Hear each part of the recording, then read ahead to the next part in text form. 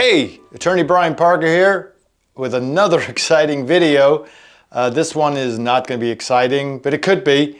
This is how to do your witness, expert, and exhibit list. Sounds exciting, right?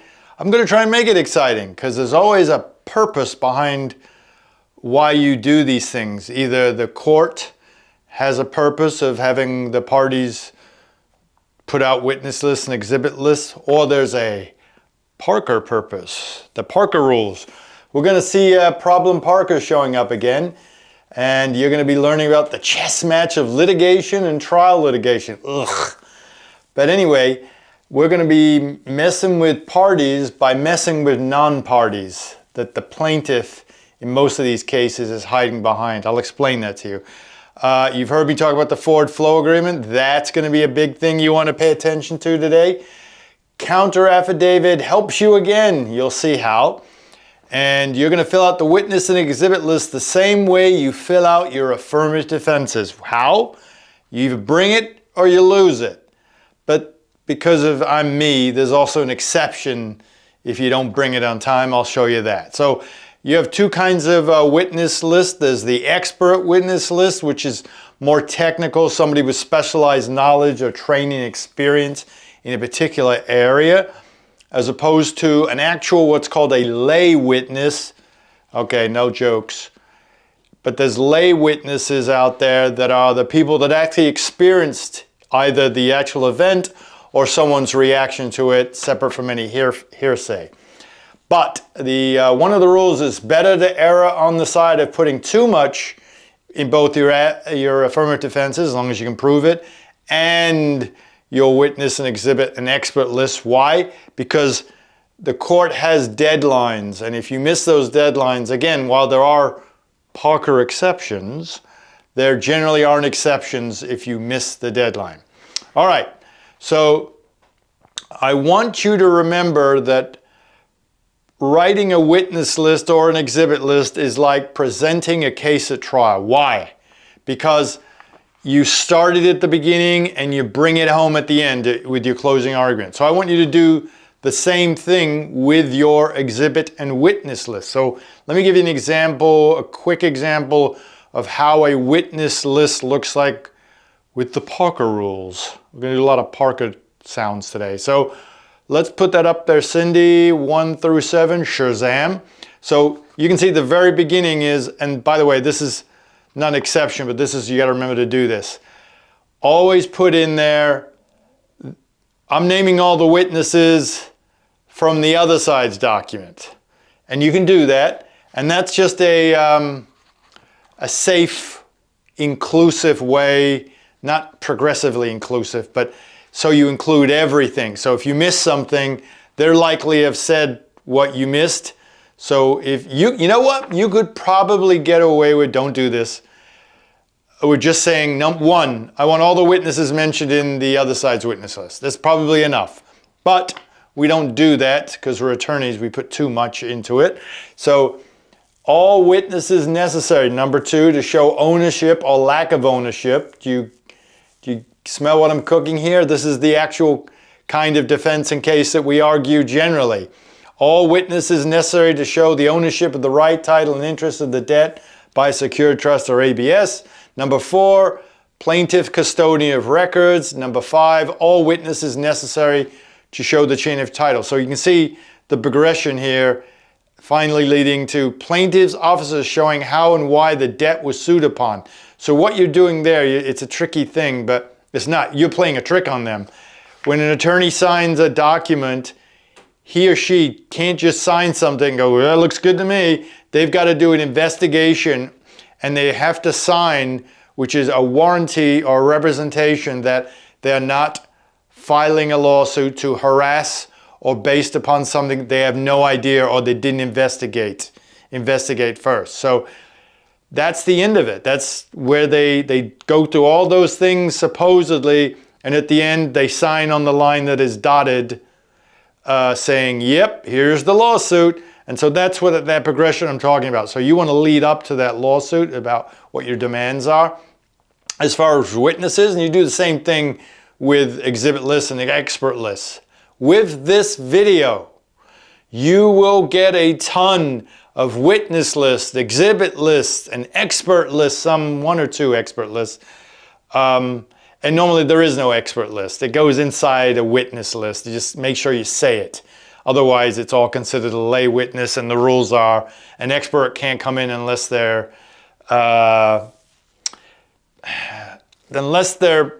proposed first, and there's an examination as to whether they can be expert. So make sure you separate them. I always put it in bold. Expert witness list, Mr. Smith. So at the pretrial hearing, which is your first visit to the court, where the parties meet and the judge for the first time, that's where you have what's called a scheduling order.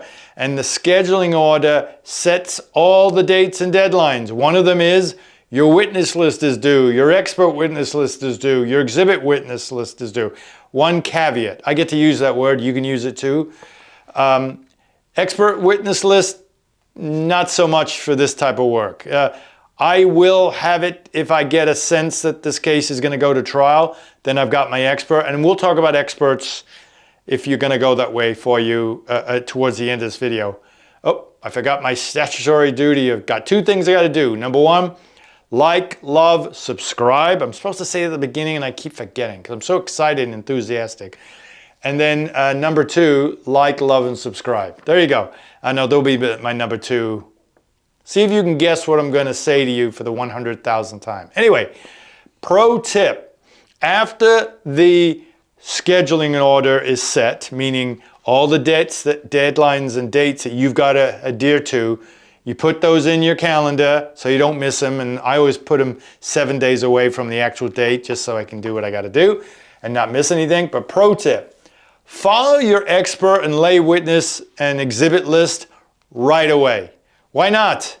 Take a guess, because you can always amend it, but you'll never miss the deadline that way. So I say file it right away.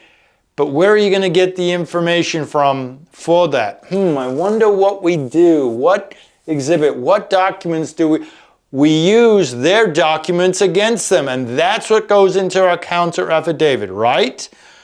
So guess what? The counter affidavit is also all your exhibit list. And another little pro tip here, attach all the documents that you're relying upon from the other side to your counter affidavit. Why not?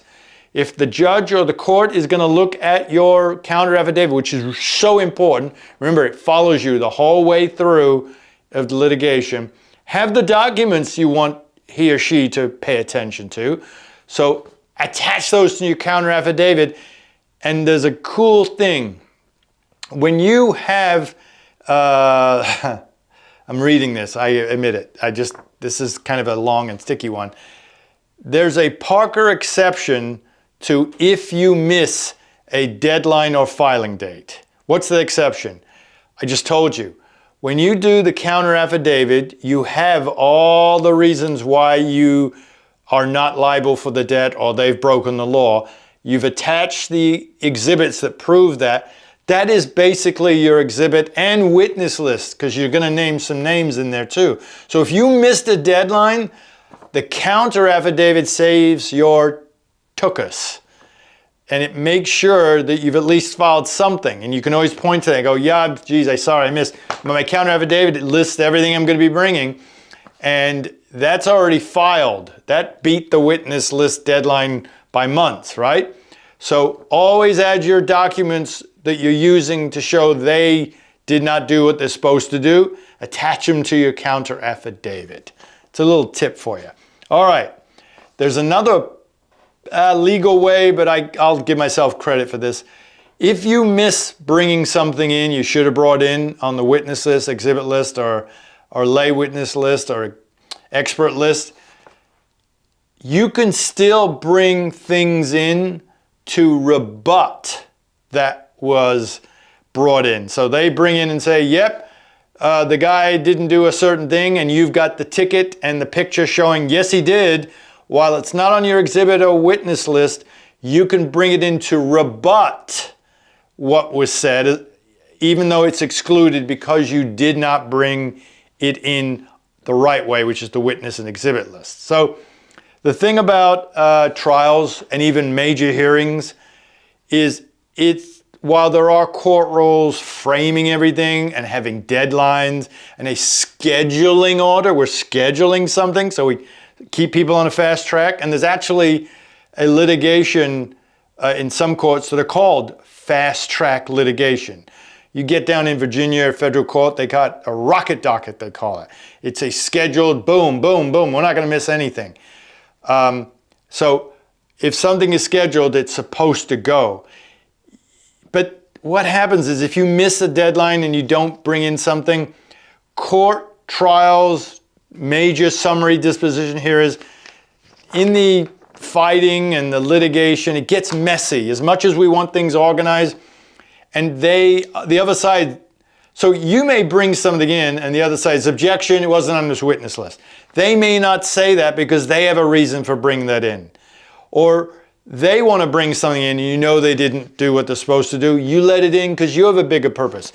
Trials, they're all messy and stuff just gets in unless it's like a major thing where you definitely don't want it coming in and you've got no use for it. So it's chess match. It is really a chess match. It used to be in the old days that you'd wait for the witness list. Aha, they're going to call him and they're going to call him. Aha, I see where they're going, right? Or you'd look, see what exhibit lists. None of that stuff happens anymore. It's perfunctory. We're like, oh shoot, it's tomorrow's the witness list. All right, just put something on there, same records, blah, blah, blah. We don't get serious about it, at least, if you will, at the triage emergency type work that I do. I'm not the great classy big time auto injury, torts, airplane litigation stuff where everything is combed through and make sure you've done it right. Things just get in, it's more human here. And so there's many exceptions, Parker rules, or just messy exceptions that will get your stuff in. So where do you get some fun stuff to get in if you are trying to send a Parker message to the other side? Here's what happens to me, especially this happens with Velocity a lot. They will bring in all this evidence against my clients and they'll be from Upstart Network, which is the servicer. You'd have a FinWise case. There'd be Upstart Network saying they sold the stuff of FinWise to Velocity, or Cross River Bank. Upstart came in, they gave it to us, then we gave it to them. We got a trust and we gave it to them. So you go, okay, I want to investigate and do a deposition of Upstart's this guy and this guy. The same guy for Upstart signs every single bill of sale and the certificate of loan sale. So I'm always going, okay, I want to talk to him. Sorry, we can't he's not a party. We're not in control of him. So what I do is I put his right on the witness list and then I start sending them deposition notices to the guy. He's like the big time CEO, huge of this big company.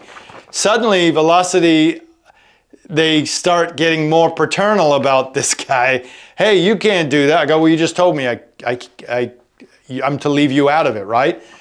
So you put his name on your witness list, that is sending a message. They will notice that. So you're going to get some great information from the forward flow agreement. We've talked about this. It's ask for the forward flow agreement, case will settle.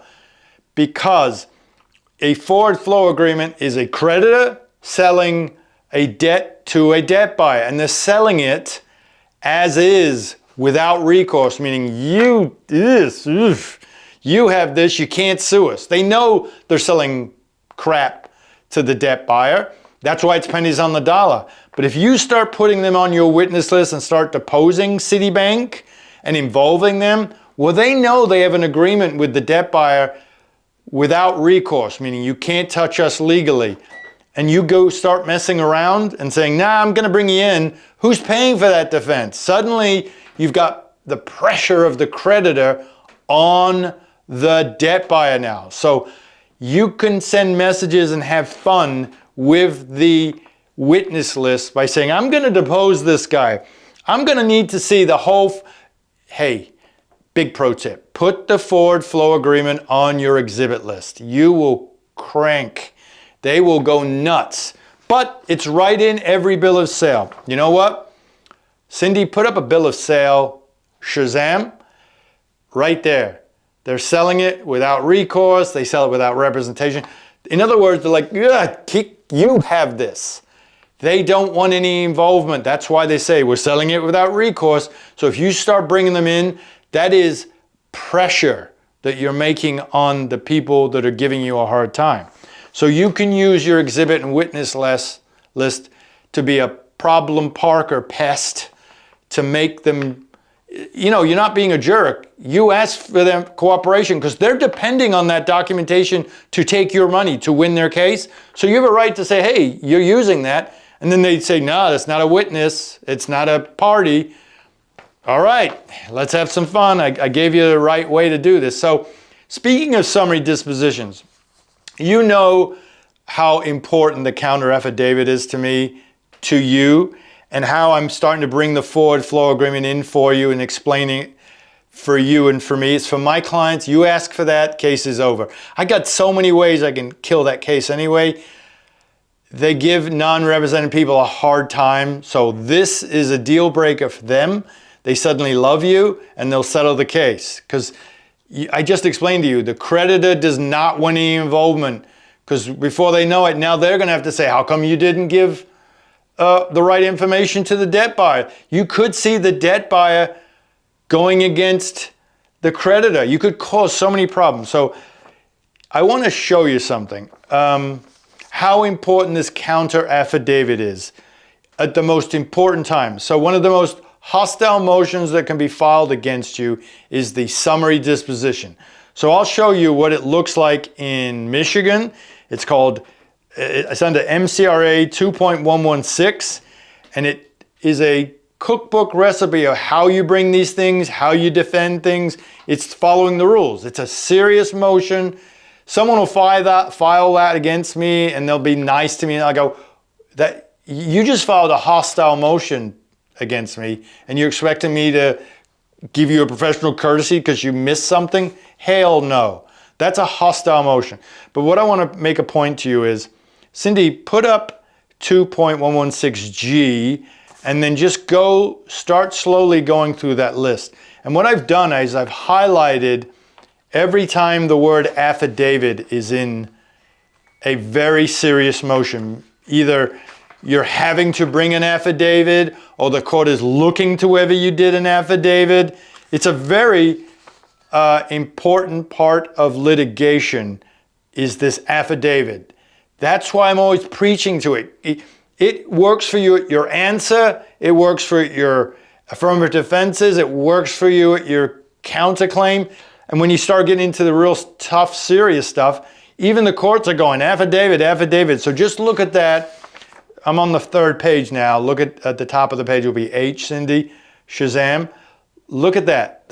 It's affidavit, affidavit, affidavit. So now look at Florida's rule, FLA R period Civ Pro 1.510, motion for summary judgment or partial summary judgment. Each state has its own, it's a summary disposition or it's a summary judgment. If you're in federal court, it's summary judgment. You fear that.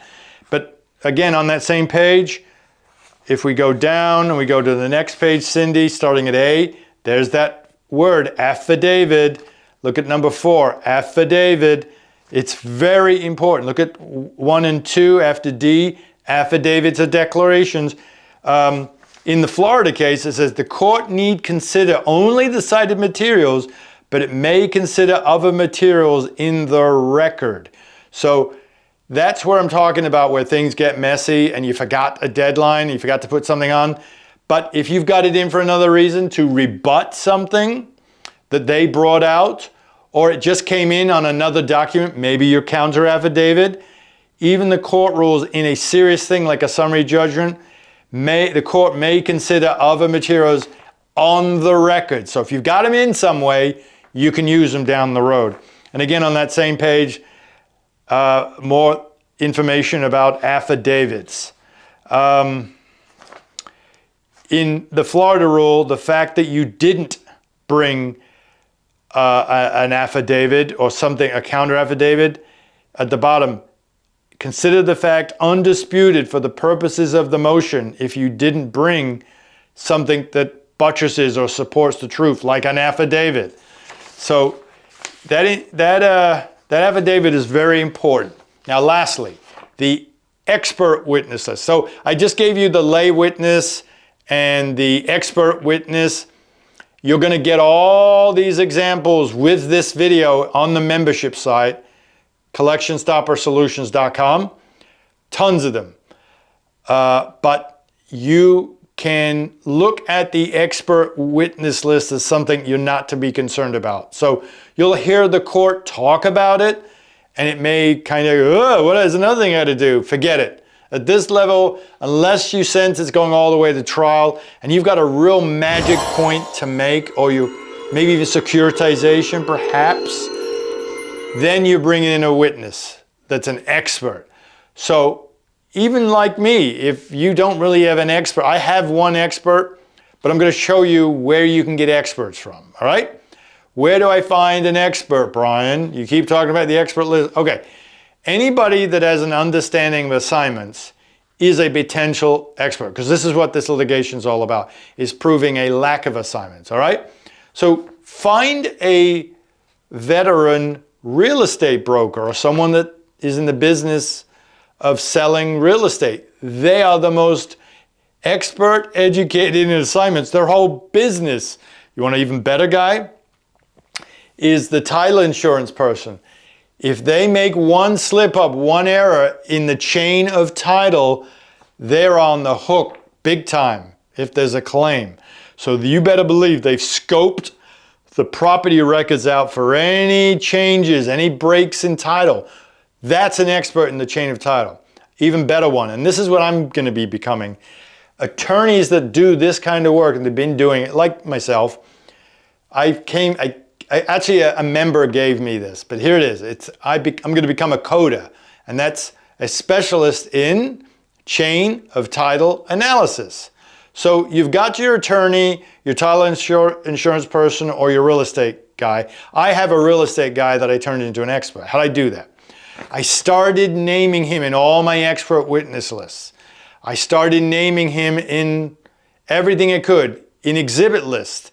I kept using, I find little reasons to use him that I could kind of build up his resume.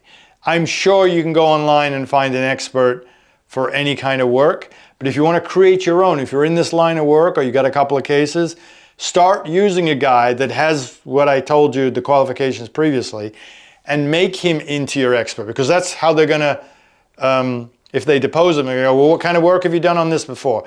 He has a history of working for you, and he can name Smith versus Jones, Barkley versus PRA. You've built up his resume. He's going to be your guy. So I want you to close with this thought. Expert list, don't worry about it unless you need to. You'll know, but generally it's a non-factor. Witness list and exhibit list, you can cover by doing that counter affidavit and the exhibits that you attach to it. It's coming in. Remember we talked about that Florida rule that said you may consider materials on the record? That's a part of Parker move, where I found a way to get stuff in even though if you missed a deadline. So remember, your witness and exhibit list are basically your affirmative defenses. They're just like the affirmative defenses. They're created to request or show what you're going to use from the beginning to the end, like a trial argument, an opening and a closing. But it's all about two things. What's in the counter affidavit and what's in that kind of fail-safe pro tip to get out of any of these cases. Use that forward flow agreement. They can't stand you doing that. So make sure that's all over your witnesses. So you get to use that witness list as a message, as a missile. And so while you generally use generalities in these things, you've already set yourself up nicely. And again, this is my rule with counter affidavits. They do all the work for you. Well, everything in that counter affidavit is going to be in your exhibit list, in your witness list. So the hard work is already done once you've done that counter affidavit with the attached documents. All right? I hope that's helpful. What's going to be helpful to you is there's lots of examples of creditors, debt buyers, student loan, witness and exhibit lists for you attached to this document. Cindy put them up at the beginning, and now she's going to put them up again. You can see that long list that you can get from my membership website, collectionstoppersolutions.com. It's all there. It's a beautiful thing. We're in the month of August. We have the August special. It's $99 a month for everything. I'm talking about 180 videos, something like that. Every video has a document, tons of documents attached. That's really what you want. You don't look at my face, you want the templates. So there's templates, there's show notes, there's instructions, there's everything you want to make your life easy in fighting these guys. I hope it helps. The August special is going to last 28 more days. It's really getting a lot of feedback. So that $99 special is awesome, and that's everything on the website. Thank you. And hopefully this is more for you. Go enjoy. I hope this helps you. Brian Parker, thanks.